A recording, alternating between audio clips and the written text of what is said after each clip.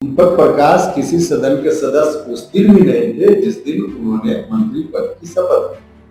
मंत्री पद की शपथ सिर्फ राष्ट्रीय लोक मोर्चा की इच्छा से नहीं ली, उसमें एनडीए की इच्छा समाहित थी, जिसमें भारतीय जनता पार्टी जो एनडीए में सबसे बड़ा पार्टनर है, उनकी इच्छा भी समाहित थी। नमस्कार। बिहार की राजनीति में इन दिनों एक सवाल चर्चा का विषय बना हुआ है।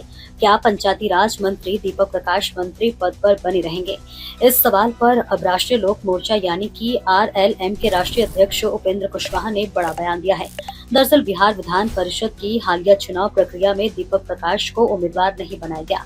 इसके बाद राजनीतिक गलियारों में ये चर्चा तेज हो गई है कि आखिर वह मंत्री पद पर कब तक बने रह पाएंगे, क्योंकि संविधान के अनुसार किसी भी व्यक्ति को मंत्री बनने के 6 महीने के भीतर विधानसभा या विधान परिषद का सदस्य बनना आवश्यक होता है। इसी बीच आरएलएम के राष्ट्रीय अधिवेशन में एक बार फिर उपेंद्र कुशवाहा को पार्टी का राष्ट्रीय अध्यक्ष चुना गया। अध्यक्ष चुने जाने के बाद उन्होंने दीपक प्रकाश के मंत्री पद को लेकर चल रही तमाम अटकलों पर प्रतिक्रिया दी। उपेंद्र कुशवाहा ने साफ कहा कि अब किसी भी तरह का भ्रम नहीं रहना चाहिए। उन्होंने दावा किया कि दीपक प्रकाश पूरे कार्यकाल तक मंत्री बने रहेंगे। कुशवाहा ने कहा कि एनडीए के शीर्ष नेतृत्व ने पूरी सूझबूझ के साथ निर्णय लिया है और यदि ऐसा नहीं होता तो दीपक प्रकाश को दोबारा मंत्री नहीं बनाया जाता। उन्होंने ये भी कहा कि जब तक बिहार में एनडीए की सरकार है तब तक दीपक प्रकाश के मंत्री पद को लेकर किसी को संशय नहीं होना चाहिए। हालांकि राजनीतिक विश्लेषकों का मानना है कि संवैधानिक प्रक्रिया और राजनीतिक दांव के बीच अभी कई सवाल बाकी हैं, क्योंकि मौजूदा विधान परिषद चुनाव में टिकट नहीं मिलने के बाद दीपक प्रकाश के लिए सदन की सदस्यता हासिल करने के विकल्प सीमित हो गए हैं। इसी वजह से विपक्ष और राजनीतिक पर्यवेक्षक लगातार इस मामले पर नजर बनाए हुए हैं। आने वाले महीनों में ये देखना दिलचस्प होगा कि दीपक प्रकाश सदन की सदस्यता कैसे हासिल करते हैं और एनडीए इस राजनीतिक समीकरण को किस तरह साधता है। सर, आपने इस बीच में थोड़ी देर पहले कहा था कि 2-4 महीने के लिए दीपक प्रकाश मंत्री नहीं, पूरा कार्यकाल अपना जो है उसको टर्म को पूरा करेंगे। ताकि पूरा कैसे करेंगे, या तो विधानसभा या विधान परिषद से बनेंगे तभी करेंगे, क्या फॉर्मूला निकलता है? देखिए, जिस वक्त देखिए सवाल इसलिए उठ रहा है ना कि किसी सदन का सदस्य दीपक प्रकाश नहीं।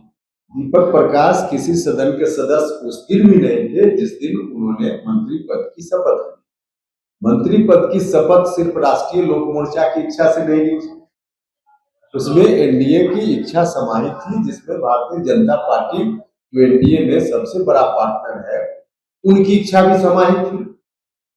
तो एनडीए के तमाम जो शीर्ष नेतृत्व के लोग हैं अलग अलग पार्टी के, इंक्लूडिंग बीजेपी, सब लोगों ने शपथ दिलाई है उस दिन। तो कुछ सोचकर तो शपथ दिलाई होगी, तो सोचकर शपथ दिलाई होगी, इसलिए उनकी सूझबूझ पर डाउट करने की जरूरत नहीं है।